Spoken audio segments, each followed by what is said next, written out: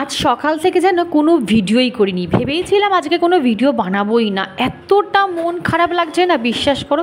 সকাল থেকে তুমুল বর্ষণ আমাদের এখানে, আর তার ওপর আমার ঘরদোর পুরো ধোপাকানা হয়ে গেছে। মানে চারদিকে যেদিকে তাকাচ্ছি জামা কাপড় ঝুলঝুল করছে। আমার নিজের এতটা ডিপ্রেশন ফিল হচ্ছে যে কি বলবো।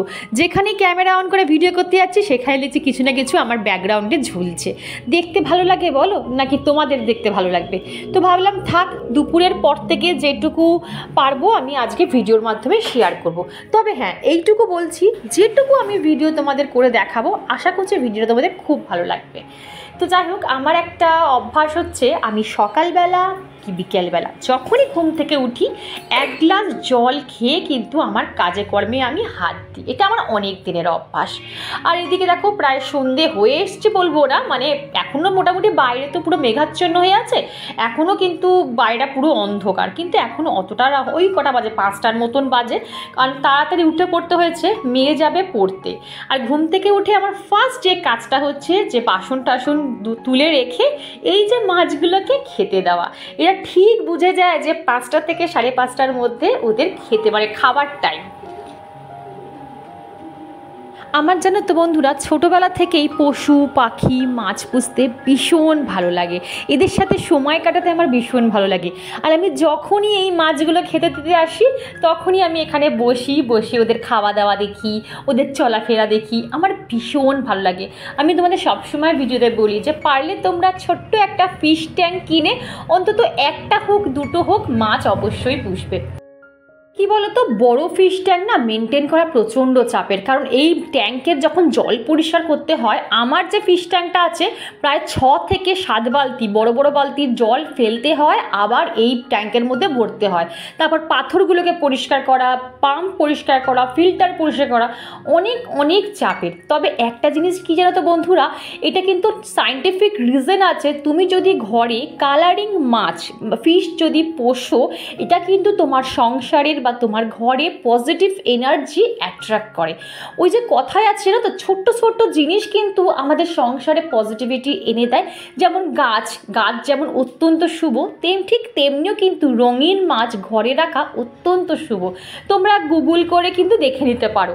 যাই হোক, সন্ধে দেওয়ার আগে কিন্তু আমি প্রত্যেকটা বাড়ি বলি যে একটু নিজেকে আমি পরিষ্কার করে রাখার চেষ্টা করি, কারণ লক্ষ্মীর আরাধনা করার আগে নিজেকে একটু পরিষ্কার করে রাখা, নিজেকে একটু ফ্রেশ করে রাখা, এটা কিন্তু অত্যন্ত দরকার। এই দেখো, এইবারে এসছি আমি ড্রাই ফ্রুট ভেজাতে। তোমাদের আমি হাতে ধরে দেখিয়ে দিচ্ছি আমি কখন কিভাবে ড্রাই ফ্রুট ভেজাই। আমি এখানে দেখো গুনে গুনে আমরা যে কজন খাই ড্রাই ফ্রুট সেই রকমভাবে কিন্তু আমি আলমন্ড ভেজাচ্ছি। আর এইটা হচ্ছে কিশমিশ, ঠিক আছে? তো কিশমিশ যেটুকু, আমার হাজব্যান্ড এখন কিশমিশটা খাচ্ছে না, আমি আর আমার মেয়ে খাচ্ছি। আর কালো যে ওটা কিশমিশ না, ওটাকে বলা হয় ব্ল্যাকবেরি। হ্যাঁ, ব্ল্যাকবেরি, ঠিকই বলেছি, ব্ল্যাকবেরি। আর এটা হচ্ছে নর্মাল কিশমিশ, সেটা আমি খাই, আর আলমন্ডটা আমরা সবাই খাই। এইভাবে আমি গুনে গুনে কিন্তু মানে রাখতে হয়। আর বারবার বলি, ড্রাই ফ্রুট যখনই ভেজাবে ভালো করে কিন্তু 3-4 বার করে ওয়াশ করে জল ফেলে তারপর কিন্তু ভিজিয়ে রাখবে।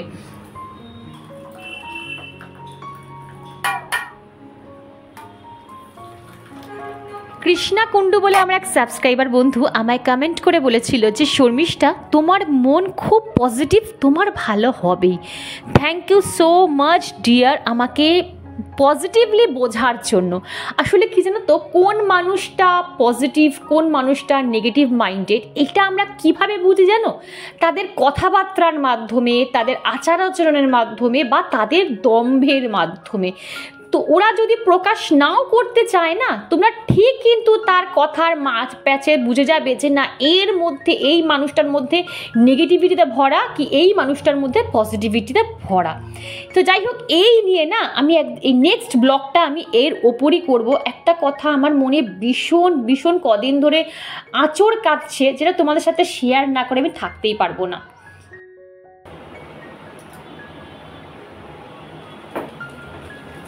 সে কবে থেকে পার্সেলগুলো এসেছে, প্রায় 7 দিন হয়ে গেছে, আমি এখনো রিওপেন করিনি। মানে সময় পাইনি যে একটু রিওপেন করে দেখি যে পার্সেলগুলো আমার ঠিক এসছে কি আসেনি, জানো? আজকে ভাবলাম যে আমি করবোই করবো। আর আর এই যে মিশো থেকে কিছু আসলে প্যাকেজিং এর ভয় আমি খুলতে পারি না, এত প্যাকেজিং করে, মানে এত।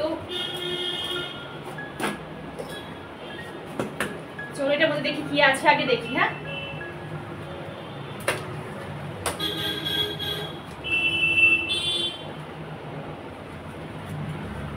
সামনে পুজো আসছে, একটু আধটু তো ঘর সাজাতেই হবে। এখন দেখি যা অর্ডার করেছিলাম তাই এসছে কিনা একটু দেখে নিই।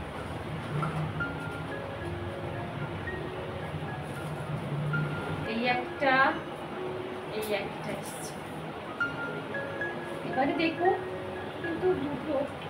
আচ্ছা, এই যে এরকম টপ, আর এই এই এই যে, বাহ দেখতে পারো না গো মা, দেখো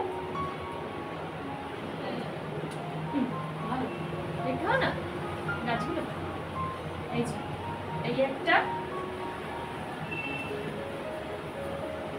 সত্যি কথা বলো ভালো হয়নি না আমার?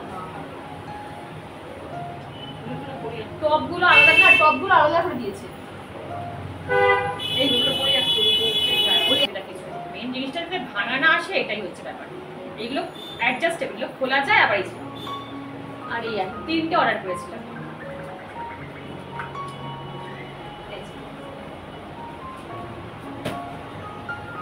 একটা খুব সস্তায় গো, দুটো 3টে মিলিয়ে বোধহয় আমার 200 টাকার মতন পড়েছে। তাও যখন মিশোতে মহা সেল অফার চলছিল তখন আমি কিনেছি। এই যে 3টে, ভালো হয়েছে কমেন্টে বলবে। এই গেল 3টে। আচ্ছা,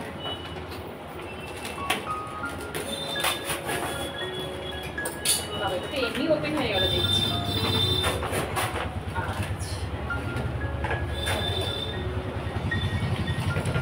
আর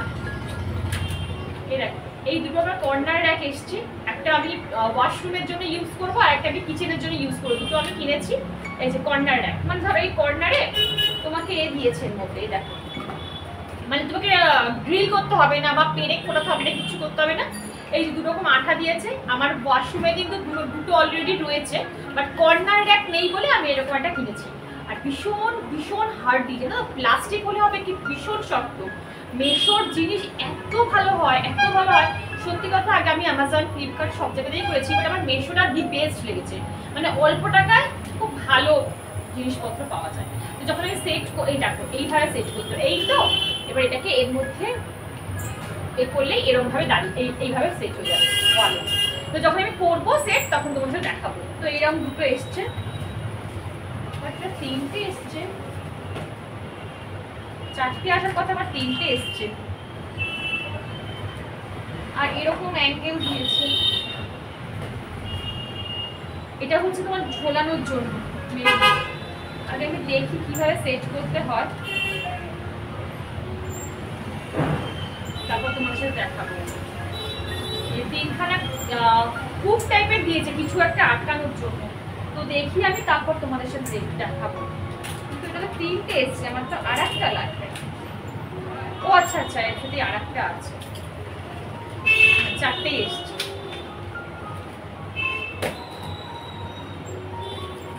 কি গরম লাগছে বাবা,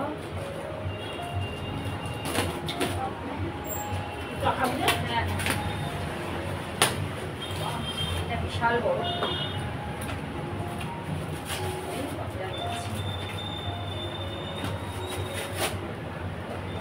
পার্সেল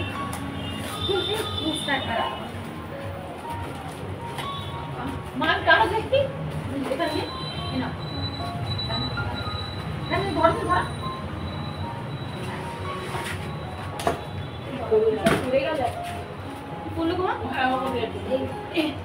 আচ্ছা এগুলো খুব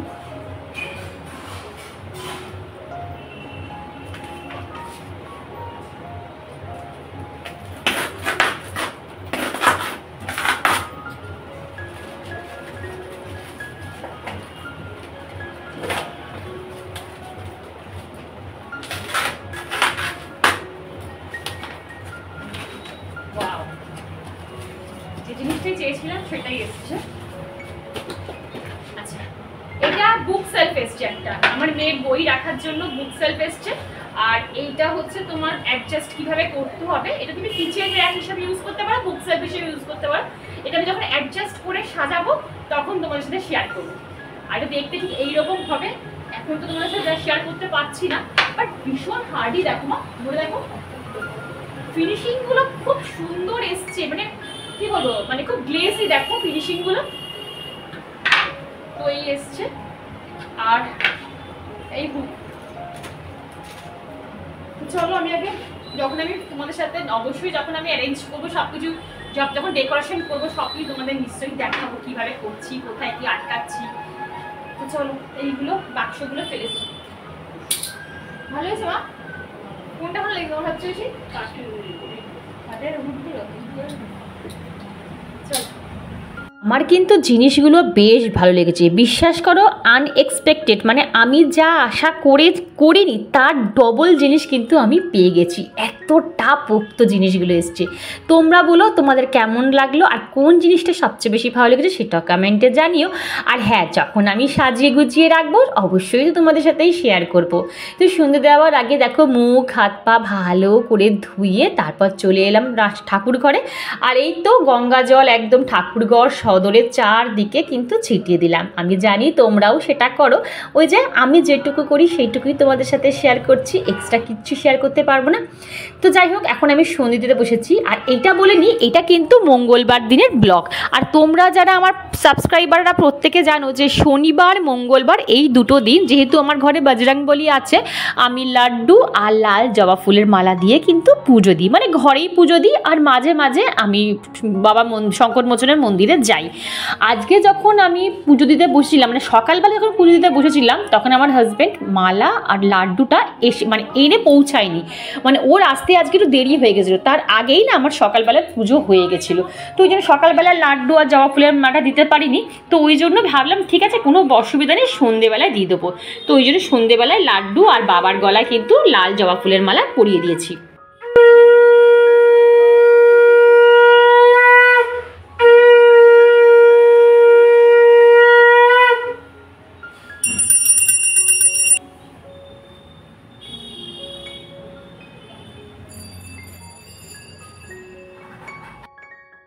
আমি যখনই পুজো দিতে বসি, কি সন্ধে বাতি দিতে বসি, কি এমনি যদি আমি ঠাকুরের সামনে কখনো এসে বসি না, যখন আমি সিংহাসনের দিকে তাকিয়ে থাকি, তখন যেন আমার মনে হয় যে সিংহাসনে বোধহয় আমার প্রত্যেকটা ঠাকুর জল জল করছে, ইভেন আমার দিকে তারা তাকিয়ে আছেন।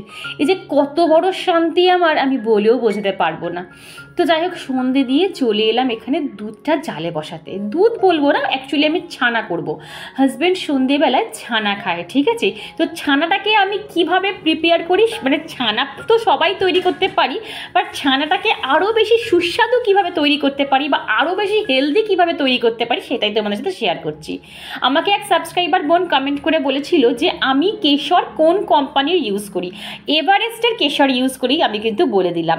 তো এই দেখো, ভালো করে ছানাটাকে ছেঁকে নিয়ে তার মধ্যে 3 থেকে 4টে কেশর আমি কিন্তু দিয়ে দিলাম। আর একটু আলমন্ড আমি ভিজিয়ে রেখেছিলাম, সেই আলমন্ডটা গুঁড়ো করে এর ওপর দিয়ে, তার উপর আমি কিন্তু এখানে কোনো চিনি অ্যাড করিনি, চিনির বদলে এখানে আমি একটু মধু অ্যাড করেছি। বিশ্বাস করো বন্ধুরা, ব্যাপক খেতে লাগে। যদি বাচ্চাদের তোমরা এইভাবে ছানা খাওয়াও, ওরা এক চান্সে খেয়ে নেবে, এইটুকু আমি বলতে পারি। আর এখানে দেখো, মেয়েকে একটু কমপ্লেন দুধের সাথে গুলে দিচ্ছি, আর কিচ্ছু খাবে না, কারণ ও স্কুল থেকে এসছেই 3টের সময়, আর লাঞ্চ করে উঠতে উঠতে ওর 4টে বেজে গেছে। কারণ একটু এসে রেস্ট নিয়েছে, তারপর স্নান করেছে, তারপর খেতে খেতে 4টে বেজে গেছে। আর এই 2 ঘন্টার মধ্যে ওকে হেভি কিছু করে দিলে ও খেতে পারবে না। আমার মেয়ে কোনো দিনও ছোটো থেকে পেট ঠেসে খেতেই পারে না। ওকে যদি একটু চেপে চেপে খাওয়াও তো সঙ্গে সঙ্গে কিন্তু বমি করে দেবে, এটা ওর ছোটোবেলাকার অভ্যাস। আর সন্ধে হয়ে যাওয়ার পর আমাকে এখানে বিছানাপত্র, মানে জামা কাপড় গোছাতে হচ্ছে, সেটা আমি অন ক্যামেরা দেখাচ্ছি। আমরা জানতাম, আমরা এখনও জানি যে সন্ধে দেওয়ার আগে ঘর বাড়ি টিপটপ পরিষ্কার করে রাখা উচিত, জামা কাপড় তারপর বিছানাপত্র তুলে নেওয়া উচিত, এটা আমরাও মেনে এসেছি। কিন্তু এখন এমন পরিস্থিতিতে এসে দাঁড়িয়েছি না বন্ধুরা, যে সব কিছু আমি হয়তো মেনে উঠতে পারছি না। দেখো, আমার মেয়ে সেই রাত 2টো অবধি শোয়, 2টো অবধির পরে, 2টোর পর গিয়ে শোয়, তারপর সকাল 6:45টায় উঠে যায়, উঠেও স্কুল বেরিয়ে যায়, আস্তে আস্তে দুপুর 3টে। 3টে, আবার কোনো সময় ওর এরকমও হয় যে 5টা 5:30টার মধ্যে পড়া থাকলো, এইবারে কোনো সময় ধরো 6টা 6:30টাতে পড়া থাকে। এবার এক একদিন স্কুল থেকে এসে বলে মা আমি প্রচণ্ড টায়ার্ড ফিল করছি, আমি একটু ঘুমাবো। এবার আমি যদি ওকে বলি না এখন ঘুমাতে পারবি না, এখন সন্ধে হয়ে যাবে, আমি এখন সন্ধ্যাবাতি দেবো, তুই ঘুমাতে পারবি না, এটা কি কোনো মা বলতে পারে বলো? আগে তো শরীর তো ওই জন্য আর যেহেতু আমার একটাই বেডরুম, আমাকে ও না উঠলে আমাকে পরিষ্কার পরিচ্ছন্ন করতে পারবো না, বা ও উঠে না গেলে আমি এইসব জিনিস ক্লিন করতে পারবো না, কারণ লাইট জ্বালানো থাকলেই ও উঠে যাবে, ওর ঘুম খুব পাতলা। তো এই তো কিছু করার নেই জানো তো, আমাদের না পরিস্থিতির সাথে সাথে চলতে হয়, যেমন যার পরিস্থিতি থাকে ঠিক সেই রকমভাবেই কিন্তু কাজকর্ম করতে হয়। আমি তো তোমাদের কাছে সবসময় বলি ভীষণ ট্রান্সপারেন্ট থাকতে পছন্দ করি। আমি যেরকমভাবে আমি সংসারের কাজকর্ম করি বা আমার ডেইলি যা লাইফস্টাইল, আমি কিন্তু সেটাই শো করতে পছন্দ করি। যে বাবা ক্যামেরা অফ করে একরকম কাজ করলাম, আর ক্যামেরা অন করে 90 ডিগ্রি অ্যাঙ্গেলে গিয়ে অন্যরকম কাজকর্ম তোমাদের সাথে শেয়ার করলাম, এটা আমি কখনো পারবো না, বিশ্বাস করো। তোমরা ভাবছো না যে শর্মিষ্ঠা কথা বলতে বলতে আবার রেডিও হয়ে গেল। ওই যে বললাম আমার রেডি হতে 2 সেকেন্ড লাগে, যদি মনে করি আমি এক্ষুনি বেরোবো আমার 2 সেকেন্ড লাগবে রেডি হতে। তো কেমন লাগছে অবশ্যই কমেন্ট বক্সে জানিও। কেমন আর লাগবে, আমি তো আর কিছু সাজিনি যে আমাকে বিশাল কিছু লাগবে। আর এখানে আমি আর মা কিন্তু বেরিয়ে পড়েছি, যাবো একটা বিশেষ জায়গায়। আমার জন্য তো এটা বিশেষ জায়গা। তো বেরিয়ে দেখলাম আমার বাড়ির সামনে মানে একটু দূরে একটা বড় মাঠ পড়ে, ভূতনাথ পার্ক মাঠটা। তো ওখানে না বিশাল বড় করে দুর্গাপুজো হয়। দেখলাম এসে যে এখানে কিন্তু বাঁশ বাঁধা হয়ে গেছে, মানে পুজোর বাঁশ বাঁধা হয়ে গেছে। কি যে ভালো লাগে কি বলবো, তাই না? এই যে পুজো আসছে এই আনন্দটাই কিন্তু বেশি ভালো লাগে, যে এসে যায় না হুট করে যেন কেটে যায়। আর দেখো তোমাদের ফোকাস করতে পারছি না, কত বড় দেখো একটা শিবের মূর্তি, এর নিচে হচ্ছে একটা শিব মন্দির। তো তোমাদের একবার দর্শন করিয়ে দিলাম। আর ওই দেখো আমি ভিডিও করছি আর মা কত দূর চলে গেছে, দেখেছো? তো এই তো আসল জায়গা, বললাম বিশেষ জায়গা, এটাই সেই বিশেষ জায়গা। জানো বন্ধুরা, সন্ধেবেলা যখন আমি সন্ধে দিচ্ছিলাম একটা লাড্ডু আর একটা জবা ফুলের মালা দিয়ে, তো দেখলাম হাজব্যান্ড আজকে 2খানা, কী কারণে জানি না, 2খানা জবা ফুলের মালা নিয়ে এসছে আর 2টো লাড্ডু নিয়ে এসছে। তো ভাবলাম ঠিক আছে, একটা আমি আমার বাড়ির হনুমানজিকে দিই, আর একটা মালা আর একটাই মানে লাড্ডু নিয়ে আমি সিধা চলে গেলাম, কোনো কিছু না ভেবেই চলে গেলাম কিন্তু হনুমানজির মন্দিরে। আমি সকাল থেকে কোনো প্ল্যান করিনি যে আজকে মন্দিরে যাব কি পুজো দেবো, এর কোনো প্ল্যানই ছিল না। হঠাৎ করেই আমার মাথায় এলো যে না, একটা মালা আর একটা লাড্ডু যখন আছে, এই দুটো জিনিস নিয়েই আজকে আমি মন্দিরে পুজো। আমি যখন পুজো দিচ্ছি, মালা যখন ঠাকুরমশাইয়ের হাতে তুলে দিলাম, ঠাকুরমশাই বললেন এইটুকু মালা আমি কোথায় দেবো, মানে হনুমানজির কোথায় পরাবো। আসলে এইটা তো অ্যাকচুয়ালি আনা হচ্ছে আমার সিংহাসনের সাইজের মালা, তো বেশি তো বড় না, মানে মিডিয়াম সাইজ। তো আমি ঠাকুরমশাইকে বললাম আপনি যেখানে খুশি, বাবার যেখানে খুশি আপনি পরিয়ে দিন। আসলে কি জানো তো, এই মন্দিরের হনুমানজির মূর্তিটা অনেক বড়, তোমাদের হয়তো আমি ঠিকঠাকভাবে দেখাতে পারছি না বা তোমরা বুঝতে পারবে না, মোটামুটি বড়, যে 108টা জবা ফুলের মালা দিয়ে পুজো দিলে তাহলে ঠিক হবে। তো আমি ঠাকুরমশাইকে তো বলেই দিলাম যে ঠাকুরমশাই আপনার যেখানে খুশি বাবার সেখানেই আপনি মালাটা পরিয়ে দিন। তো ঠাকুরমশাই সেই মালাটা বাবার শ্রীচরণেই পরিয়ে দিল। আমার এতেই শান্তি লাগলো, কি জানো, যে সবার মালা তো বাবার গলায় উঠলো, কিন্তু আমার মালাটা বাবার শ্রীচরণে ঠাঁই পেল। আমরা যখন পুষ্পাঞ্জলি দিই, আমরা অঞ্জলি দেওয়ার পর কিন্তু সেই ফুলটা ঈশ্বরের পায়ে অর্পণ করি, তাই না?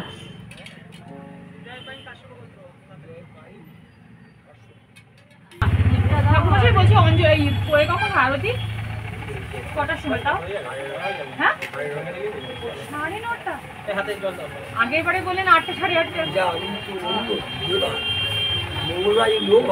আর বিয়ে বাড়ি কখন হয়? 8টা 10টায়।